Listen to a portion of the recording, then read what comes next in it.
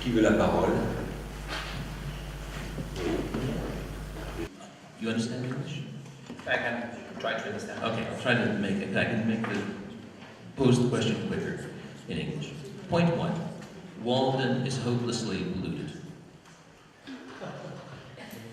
Point two, F.O. Matheson wrote in the 60s the book American Renaissance, which I think is still considered in the American language the classic discussion of Emerson and Thoreau.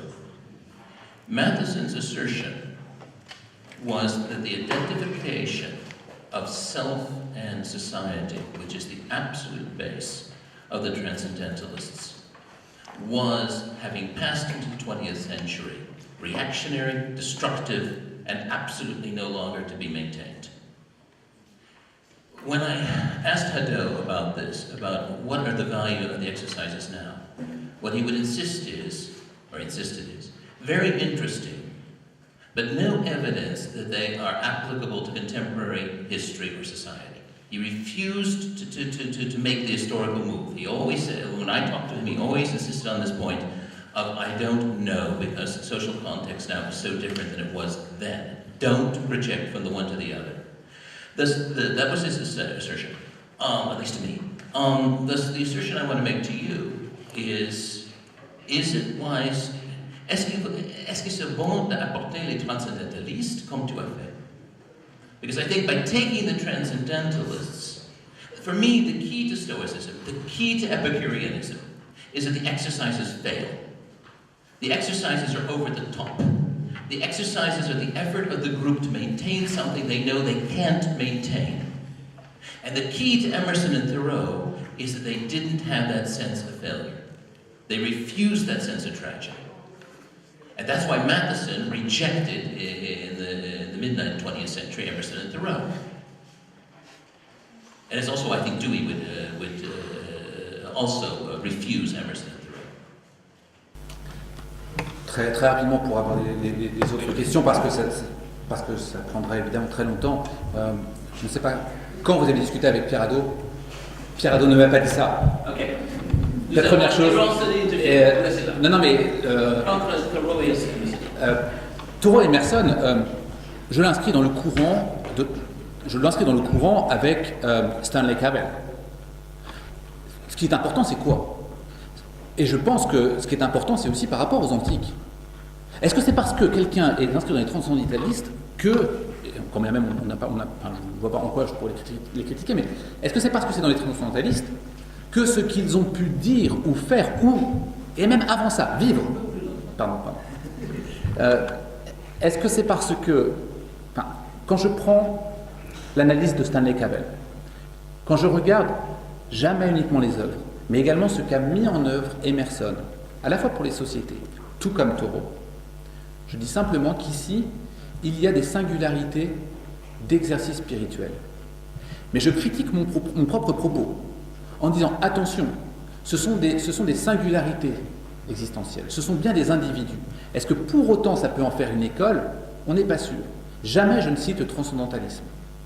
Parce que, effectivement, ça peut être associé comme une école. Quand je vais devoir citer une école ou un courant communautaire, exercice spirituel, ça va vous faire sourire, je vais plutôt citer les hippies, par exemple, en termes de communauté, mais pas les transcendentalistes. Par contre, en tant qu'individu, Emerson et Thoreau me semblent avoir écrit et vécu ce que l'on nomme dans l'ancien temps des exercices spirituels. Merci pour avoir mis ensemble ces auteurs dont j'ai lu beaucoup de Stanley Cavell que j'aime beaucoup. J'ai récemment, encore une fois, lu Sloterdijk, dont le dernier livre, un des derniers livres, c'était Du musst dein Leben ändern, tu dois changer ta vie, qui est tout entier sur les exercices, dont il fait une analyse, par exemple, du sport comme étant une tentative de changer l'humanité à travers ce sport, et dont il, avec son humour, montre une certaine déchéance quand elle a fini par arriver dans un système de marketing qui n'a plus rien à voir avec la spiritualité initiale. Et si je me rappelle bien dans ce livre, qui est un moment que je l'ai lu il y a 2 ans, il y a quand même la question dans ces exercices, et étudier la logique c'est un exercice, D'ailleurs, toute étude est un exercice. La programmation, là, je suis en train de programmer, j'apprends des nouveaux langages qui me changent ma façon de penser. Mais je suppose que si on veut s'exercer de façon spirituelle, il faut élargir au plus la vision de qu'est-ce qu'est le bien, que l'on veut améliorer. Puisque juste de se différencier d'un autre, on risque de juste faire dans la différenciation. Et je pense qu'à la fin, c'est assez intéressant. Sloterdijk essaye de montrer quels sont les vrais problèmes de notre société. Et pour lui, c'est l'écologie et les transformations qui vont nous aider à trouver le haut vers lequel nous devons nous pousser, puisque c'est aussi une transformation, ça doit être toujours une transformation vers le haut. Et donc peut-être que bien avant en faisant l'exercice, nous devons aussi regarder où est le haut et où est le bas, pour que nous puissions nous améliorer et pas nous détruire. Oui, vous avez, enfin, pas vraiment une question, mais vous avez parfaitement raison. C'est-à-dire que, d'une part, chaque chose peut être un exercice spirituel, mais il faut faire attention également à ne pas tout appeler exercice spirituel. Et c'est d'ailleurs, dans ce que vous dites aussi, parfois, la critique qu'Ado a eue, de façon très claire, d'appeler de syncrétisme en disant, voilà, il y a de l'exercice spirituel dans le stoïcisme, et Pierre Hadot en voit partout. Notamment, et pour revenir sur votre question, il a écrit un texte sur Thoreau, Pierre Hadot, il a écrit un texte sur le sujet. Donc, enfin, je ne peux être que d'accord avec vous, et c'est valable pour le sport aussi. Oui, donc moi j'ai beaucoup aimé une conférence, dans la mesure où, d'abord une question, est-ce que vous avez lu le côté versus les exercices spirituels, c'est-à-dire une personne que j'ai bien connue, qui était très détestée en France, Philippe Muret, qui a fait des 3 sommes qui s'appellent les exorcismes spirituels. Non, je vous explique très vite. Dans ces exorcismes spirituels, Philippe Muret condamne trop fort, mais quand même, sous-entend que le système, la doxa, liée, on va dire, aux grandes sociétés privées, reprennent des grands philosophes, reprennent des bouts de leurs propos et arrivent à tordre leur propre philosophie. Je prendrai un seul exemple. Vous appropriez beaucoup Michel Foucault. Et moi, j'ai souvenir d'un très beau texte de Michel Foucault où il doute d'un corps parfait qui serait le produit de la doxa. D'autre part, dans toute articulation, quand vous définissiez l'art, j'ai trouvé que votre définition était quand même pas très, à la fois extensive et très restrictive. L'art n'est pas forcément quelque chose qui forcément pourrait élever. En tout cas, on sait que des gens se contrefichent de l'art. Peut-être que tout est fait pour qu'ils s'en contrefichent, mais une définition très resserrée sur l'élévation grâce à l'art, c'est peut-être le contraire, ça peut peut-être descendre. Ensuite, ce qui m'a peut-être le plus embêté, c'est que voilà, j'ai l'impression, encore une fois, que vous prenez des éléments et qui nous montreraient qu'une harmonie est tout à fait possible, que si on choisit d'avoir un corps harmonieux, c'est tout à fait possible, que si on choisit d'être émerveillé par l'art, c'est tout à fait possible. Bref, que des exercices spirituels, ça dépend que de nous et pas du système. Or, à un moment, je me suis dit, j'aimerais bien que peut-être vous présenter un supporter de l'OM que je connais, très agressif, je le reconnais. Pour lui, quand je ne connais pas l'OM, c'est un club de football, l'Olympique de Marseille. L'Olympique de Marseille. Et qui vit dans les cités, et qui lui, franchement, sincèrement, n'a jamais eu l'occasion, effectivement, d'être émerveillé par l'art, parce que le système a fait que, comme il vit dans les quartiers nord, jamais il y a eu de lieu d'art vers chez lui, et il n'y a pas de ligne très pratique pour aller dans les galeries. Et de toute façon, dès qu'il rentre dans une galerie, comme il a une casquette et des baskets, on lui dit « Ah, dehors ». Pareil pour son corps. Son corps, c'est simple, il n'a jamais eu accès qu'à la télévision comme moyen d'information. Et la télé, par le système, fait de la publicité pour toujours grossir. D'ailleurs, ils mettent des avis pour les enfants, attention, l'abus du sucre. Mais en fait, ils bastonnent tout le temps la pub pour manger beaucoup les bonbons, les graisses, je sais, enfin c'est terrifiant. Enfin, on le sait, le taux d'obésité augmente dans tous les pays développés. Donc lui-même est très gros. Donc ces exercices sur son corps, on lui a jamais donné, franchement, la possibilité de le faire. Et ainsi de suite dans tous les compartiments. Ce que je veux vous demander, c'est est-ce que vous n'avez pas l'impression que votre conférence m'a beaucoup plu, mais est-ce que c'est pas dans un système qui fait abstraction de la réalité économique mondiale? Je vous dis quelques mots. Oui, je vais prendre la réponse. Non, mais parce que c'est sur le même, un peu sur le même registre, comme ça me fera gagner du temps.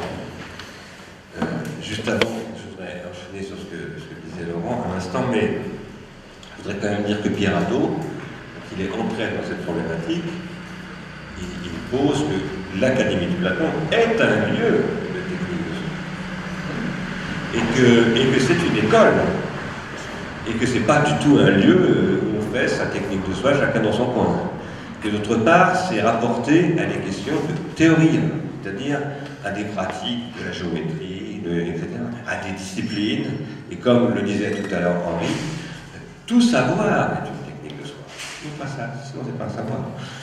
Et la question contemporaine de la technique de soi telle qu'on l'exhibe, moi j'ai jamais vu Emerson, etc., mais elle est quand même extrêmement étriquée sur un îlot, je dirais, peut-être celui dont Jacques Brel parle dans les Maldives, là-bas, bon c'est très très bien, mais tout le monde n'est effectivement pas Jacques Brel. Et d'autre part, la question des techniques de soi, c'est pas une question, c'est la question d'apprendre à faire pipi dans son pot. C'est la question d'apprendre à parler. Ça commence là. Et donc, là, pour nous, je dis pour nous parce que je crois que c'est ici ce que nous partageons beaucoup ici, peut-être pas tout le monde, mais beaucoup de ceux d'entre nous qui sont arrivés aujourd'hui. La technique de soi, c'est tout simplement apprendre à vivre. Apprendre à vivre. Et vivre, ça doit s'apprendre. On ne peut pas ne pas apprendre à vivre, et on a la responsabilité d'apprendre aux autres à vivre en fonction de ce qu'on apprend nous-mêmes.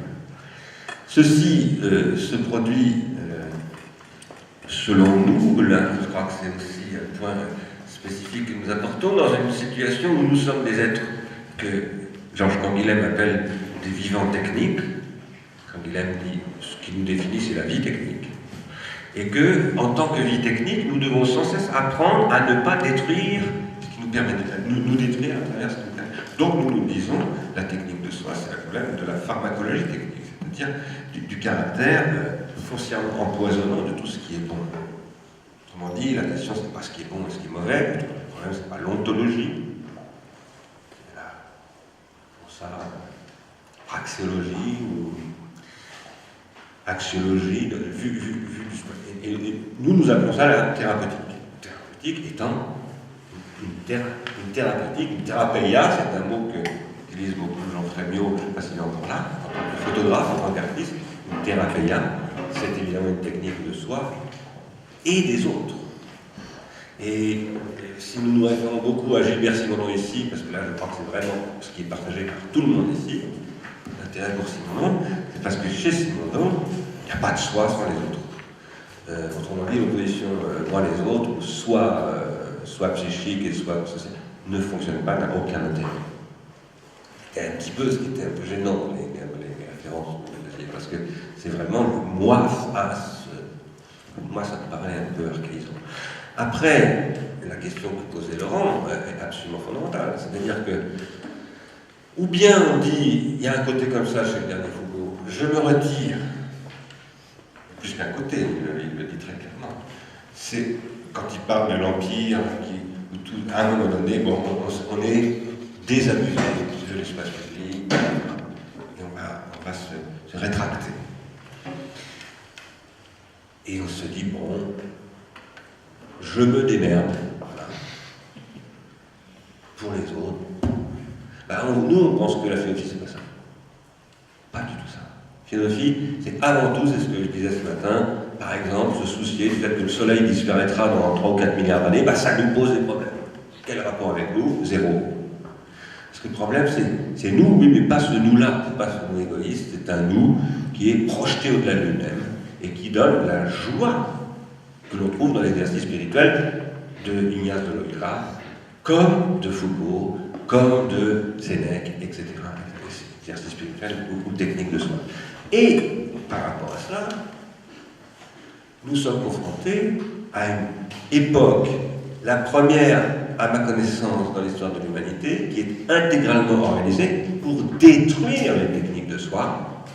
Et c'est le marketing qui sert à détruire cela.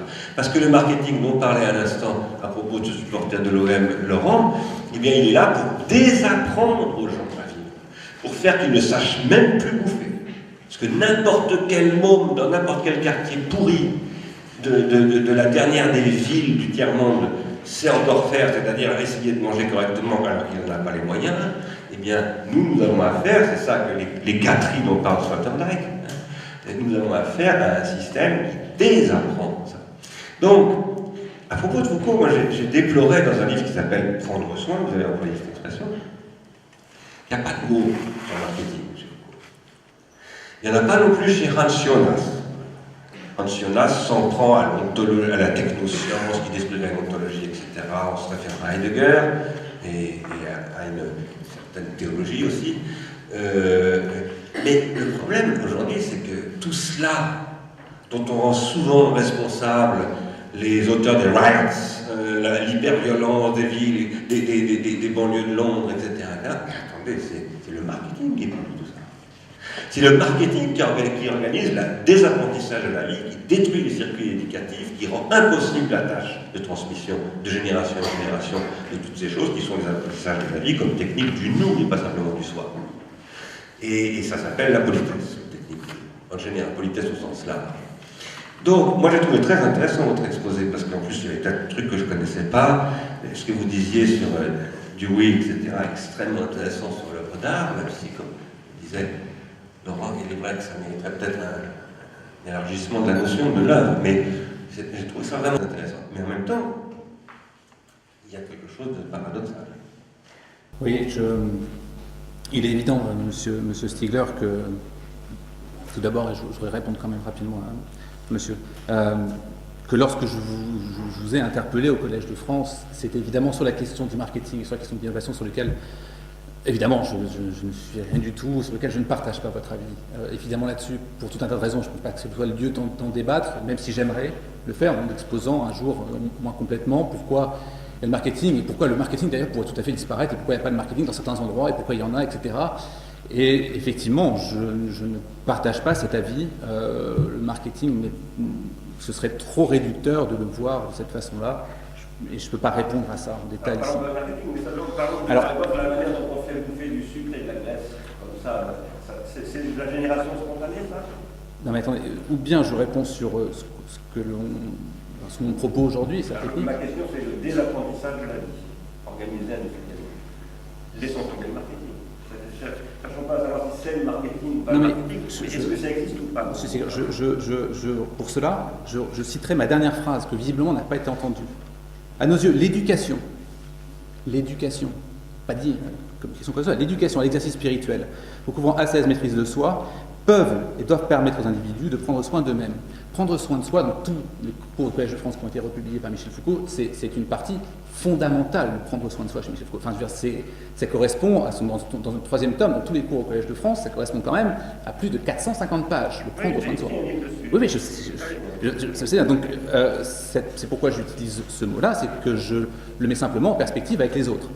Je regrette d'avoir dû couper quasiment la partie communautaire, sur lequel, c'est normal, je devais tenir mon temps, j'ai terminé juste à 1 minute près, donc j'aurais dépassé sinon, mais effectivement, sur la partie communautaire, sur lequel, effectivement, on se construit aussi dans la communauté. J'ai simplement cité, par exemple, la question de l'homosexualité, comme il y en a tout un tas d'autres, et puis j'en ai parlé, etc., etc. ces questions-là ne sont pas des questions qui ont attrait aujourd'hui en tant que telles, questions de marketing. Il faudrait que je fasse effectivement un exposé d'1 heure sur le marketing, et en la suite de ça, on peut me dire oui, est-ce que c'est ça ou c'est pas le cas. Aujourd'hui, je crois que je n'ai pas le temps de le dire ou de le faire en tant que tel. Et je ne peux pas répondre à une question en tant que telle en disant le marketing fait-il grossir, oui ou non, sans avoir exposé quelle est la définition, l'existence, pourquoi il y a eu du marketing à un moment donné, et pourquoi on en utilise mal aujourd'hui. C'est comme si vous me disiez, aujourd'hui, mais attendez, les voitures ça tue. Ne me dites pas que les voitures ne tuent pas. Oui, les voitures tuent. Oui, d'accord, donc le marketing peut tuer. Mais d'accord, la question n'est pas là. Enfin, je veux dire, je pense qu'il y a une confusion entre, je peux répondre à cette communication-là, de travaux de thèse, je conviens bien, quelqu'un qui a été salué par, je crois, bon nombre de personnes que vous connaissez, ça va de Frédéric Worms sur le soin, ça va jusqu'à Monsieur Moreau à l'université de Nantes, ça va jusqu'à Philippe Hoffman, cette question-là, elle est vraiment sur la question de la thèse en tant que telle. L'art en tant que tel, évidemment, vous avez raison. En 45 minutes, j'ai essayé de travailler pour aujourd'hui sur 4 axes qui me semblaient intéressants pour aujourd'hui. Oui, évidemment, Industrialis a été fondé par aussi Catherine Perret, que j'ai eu en cours, par Marc Crépon, que j'ai eu en cours, l'Université de Compiègne, dont j'ai eu Chopin, enfin bref. Oui, mais la question du marketing me demanderait un exposé. Il y a une possibilité que le marketing fasse du bien. Alors je vois que... J'ai pas dit ça non plus. Parce que je vois, par exemple, le bio, par exemple, qui grandit. De nos jours, il faut presque avoir du marketing pour pouvoir faire pousser des bonnes choses aussi. Je ne sais pas si vous aimez le bio ou si vous pensez que c'est bon, mais si on pensait que c'était une bonne chose, ça serait quelque chose... oui, c'est pour... Non mais la question qu'il faut se poser, c'est pourquoi y a-t-il eu du marketing ? Oui, pourquoi à un moment donné cette discipline apparaît ? C'est ça la question fondamentale. Et je pense que Bernard Stiegler donne beaucoup de bonnes réponses là-dessus. C'est pour vendre et pour découler les produits. Mais justement, en fait, moi je pense que c'est comme tous les outils, ils ont un bon et un mauvais côté. Par exemple, le marketing, il ne faudrait surtout pas ne pas utiliser le marketing pour faire les bonnes choses. Puisque si on a un outil qui nous permettrait, si on a une bonne idée de ce qu'il faut faire, si on arrivait à savoir qu'est-ce qui est le bon, si on avait un projet d'ensemble, et on savait que ça allait vraiment faire le bien. Alors je ne sais pas qu'est-ce que ça serait, je peux donner le bio comme un exemple, mais je ne veux pas m'appesantir là-dessus. Eh bien il faudrait du marketing. Et ce marketing pourrait, j'imagine, être une façon de transformer les gens pour les convaincre de suivre cette bonne idée. Donc c'est un outil. Oui. Mais ne réduisons pas le marketing à la communication non plus, quoi, ça. Moi je considère, je l'ai écrit à plusieurs reprises, que le marketing dans une société industrielle est indispensable. Tout comme je considère que les banques sont indispensables, que les ingénieurs sont indispensables, etc. Je pense qu'aujourd'hui, le marketing est devenu un peu comme la finance, totalement autodestructif, et que les gens qui sont dans le marketing aujourd'hui sont à 90% des irresponsables. Parce que le problème, c'est pas de savoir si le marketing est bon ou mauvais, le problème, c'est de savoir que fait aujourd'hui le marketing. Donc, je ne vais pas avoir des querelles byzantine sur la définition du marketing, même si j'ai quand même fait une petite histoire de ce truc, et comme vous venez de le dire, essayer de montrer que le marketing, je considère qu'il ne naît pas en 1917 avec Bernays, mais il est préconçu à ce moment-là, sert à capter, canaliser l'attention, le désir, etc. Et par rapport à ce que vient de dire à l'instant en historie, le marketing, s'il empêche l'appropriation et s'il est exclusivement orienté vers l'adaptation, est intrinsèquement mauvais. Ce qui est très important chez les individus, c'est qu'ils s'approprient leur monde. Et à partir du moment où le marketing est aujourd'hui basé sur une mimésis absolument destructrice de l'individuation, des processus d'individuation, il court-circuite pour des raisons très précises, parce qu'il y a Pierre Hadot, il y a Michel Foucault, mais il y a aussi Sigmund Freud, il y a toute la théorie analytique, et il y a toute la théorie psychologique contemporaine, et qu'il y a des conditions d'élaboration du désir, et donc du plaisir. Si on court-circuite toutes ces conditions par ces processus que nous avons nous ici de prolétarisation, on rend absolument impossible l'appropriation. Et donc on fait des moutons qui peuvent devenir des loups, qui peuvent devenir tout à coup, subitement, des êtres bizarres. On voyait des moutons, il y avait plein de moutons, et d'un seul coup c'est une bande de loups. On est au bord de ça. Donc, voilà, et les questions sont des questions politiques. C'est-à-dire que tout le problème des techniques de soi, moi je défends la problématique des techniques de soi, des exercices spirituels, etc. Mais il faut les réinscrire dans un horizon politique et économique, et qui n'est pas simplement communautaire. Ce n'est pas la même question. Je ne suis pas anti-communautaire. Ce que je veux dire simplement, c'est que la res publica dont nous avons parlé ce matin et cet après-midi, la chose publique, la République, ça n'est pas le communautaire, précisément. Ça n'est justement pas. Juste deux points. Et pour répondre à monsieur, je me souviens juste de son prénom, la question c'est, est-ce qu'il faut parler, vous allez répondre les deux, évidemment, et moi aussi je voudrais répondre les deux. Faut-il parler au supporter de l'OM ou faut-il parler à un patron du CAC 40 ? Je crois que les exercices spirituels doivent être aussi parlés à quelqu'un du CAC 40. On doit lui expliquer. Mais pourquoi tout de suite celui qui va être dans les banlieues, celui qu'on va fustiger de cette façon ou pas ? Tu sais très bien que faire des exercices spirituels au patron du CAC 40, il n'y a aucun problème. En plus, ça peut rapporter beaucoup de fric. Le micro, Bernard. Mais nous essayons de penser philosophiquement. C'est-à-dire que nous essayons de poser des problèmes. Voilà, bien entendu, pourquoi pas. Et simplement, ce n'est pas la question qui nous a été posée. Il y a des processus historiques. Par exemple, les techniques de soi, ça s'inscrit dans une histoire. Foucault, justement, inscrit, et Hadot aussi d'ailleurs, dans toute une histoire de la pensée, une histoire de la religion, et une histoire des civilisations. Et que nous, aujourd'hui, puisque vous disiez, je ne parlerai pas d'aujourd'hui, mais du contemporain. Bon, ben, c'est pas tout à fait la même chose aujourd'hui, contemporain, en effet. Moi, je dirais aujourd'hui. C'est le titre qu'on a donné d'ailleurs à cette rencontre. Aujourd'hui, nous sommes le 25 août 2011. Et le 25 août 2011, eh bien, ça fait déjà bientôt un mois que la note des États-Unis a été dégradée, que le monde entier se dit, mais en fait, où est la souveraineté des États, y compris des États-Unis? Nulle part. Etc. Et que ces questions de technique de soi, si on les décorrèle de ces questions-là, c'est du vent. Ça n'est que du vent. Ça sert à fabriquer des sectes ou des marchands de coaching qui se font du blé en se foutant du monde. Alors après, moi, qu'il faille aider les patrons du CAC 40, oui, ça je suis tout à fait d'accord. Et s'ils sont un peu moins stressés, un peu moins crétinisés par le niveau de prolétarisation qui affecte les cadres supérieurs, et c'est un sujet que je connais bien, tant mieux. Donc je ne suis pas contre. Sauf que là, on parle de philosophie. On ne parle pas de coaching. C'est pas la même chose, la philosophie. Non, je crois, enfin, c'est vous qui avez cité le mot, je ne crois pas avoir employé le mot et ça n'a strictement rien à voir. À mon sens, je crois avoir étudié de façon complète un parcours de philosophie dans lequel je n'ai entré toute ma vie et mes recherches sur les exercices spirituels, sur les individus. Je ne crois pas que l'on puisse dissocier et que l'on ne doit pas apprendre aux enfants, comme les autres individus, cette question des exercices spirituels, la maîtrise de soi, de quoi avons-nous besoin. J'aurais dû, je me suis trompé pour la conférence, j'aurais dû passer sur les exercices spirituels, qui sont, vous l'avez reçu ma thèse, qui sont le premier tiers. C'est conséquent, c'est un tiers, c'est plus de 400 pages dans lesquelles j'explique ce que sont les exercices spirituels. Je n'ai pas du tout parlé aujourd'hui pour justement vous focaliser sur aujourd'hui, mais j'aurais dû le faire. J'aurais dû le faire parce que visiblement je n'ai pas été, c'est ma faute, je n'ai pas été compris sur ce que j'entendais par exercice spirituel, évidemment le commun, évidemment Platon, évidemment Hadot, dans lequel j'ai passé plusieurs heures, dans lequel il m'a lu, dans lequel on a travaillé ensemble, etc.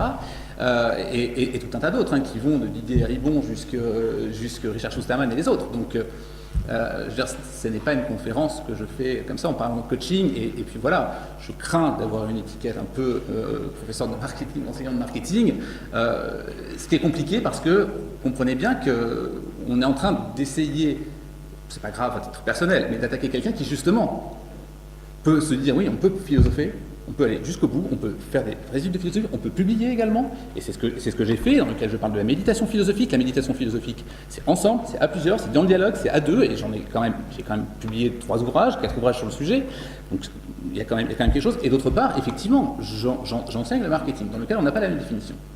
Je ne crois pas qu'il faille se fustiger forcément. Non, mais vous comprenez-moi bien, moi je travaille moi-même avec des gens du marketing, j'interviens très régulièrement, c'est pas ça le problème. En plus, votre intervention était très intéressante, je vous remercie beaucoup. Vraiment, non, mais sérieusement, je vous remercie beaucoup d'être venu parce que c'était très intéressant. Simplement, ce que je crois, c'est qu'il y a un volet, au-delà de la sphère du soi, au sens où vous l'avez employé, qui, à mon avis, mériterait, en tout cas dans ce genre d'enceinte, d'être travaillé plus avant. Parce que sinon, ça paraît, je vous accuse pas d'être un marchand de coaching, hein, mais c'est pas du tout ce que je veux dire, mais ça paraît nourrir cela. Voilà. Et parce qu'il y a tout un volet quand même aujourd'hui, voilà, on se recentre sur, je ne veux pas dire que c'est le cocooning, mais il y a un côté, un petit peu, hein, avec l'individualisme et tout. Nous pensons, nous, ici, que c'est une calamité, cette évolution. Mais j'entends l'alpinisme comme son analogie. Pas de doute là-dessus. Après, il faudrait qu'on parle aussi de Sandra Logier. On avait invité Frédéric Borges pour parler. Oui, oui. Bon, on vous invitera à la télé. Merci beaucoup.